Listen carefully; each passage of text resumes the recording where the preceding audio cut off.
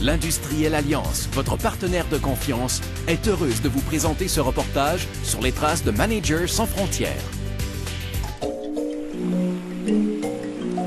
L'eau, c'est la vie. Ce dicton prend tout son sens dans un milieu sec et aride tel que le désert du Sahara où vit Ahmed. En Mauritanie, point de passage entre l'Afrique arabe et noire, l'eau est une ressource rare, donc précieuse. Désertification et sécheresse menacent la présence de l'homme dans ce milieu peu hospitalier. Cette rivière a commencé à disparaître vers les années 60, 61, 62. C'était le début où on a commencé la sécheresse. Donc pourquoi? Parce que on n'a jamais mis cette région en valeur. Valorisation de la région signifie l'exploitation intelligente, donc durable, des richesses naturelles et la protection des écosystèmes dont dépend la survie de l'humanité. L'exploitation actuelle de l'eau, à l'aide de pompes à moteur, contribue à l'appauvrissement de la nappe phréatique. Tout le monde a acheté des motopompes et entre 50 et les années 2000, il y a des milliers de motopompes qui étaient dans la région et qui ont pompé toute l'eau de la nappe, qui ont cassé la nappe. Et la nappe qui était à 3 mètres est devenue à plus de 20 mètres.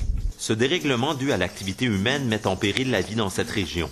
Après avoir exploré l'énergie solaire et éolienne, la solution d'avenir pour Ahmed se situe dans le passé. Ce visionnaire, ou fou pour certains, ressuscite une technique vieille de 3000 ans, la fougara. Depuis plus de 10 ans, une demi-douzaine de travailleurs creusent des canaux. Le but, irriguer le sol aride de la vallée. Une fougara, c'est tout un système de diguettes, de seuils, de ralentisseurs, de puits et de canaux qui vont permettre et l'infiltration de l'eau dans la nappe et le drainage de l'eau pour l'amener dans un endroit cultivable. Le transport de l'eau s'effectue sans moteur en utilisant la pente naturelle des terrains. Et la fougara, c'était un système qui a été fait il y a des milliers d'années et qui a permis à l'écosystème de rester tel qu'il est pendant des milliers d'années, exploité par les hommes ou sur lesquels des civilisations ont vie sont succédées.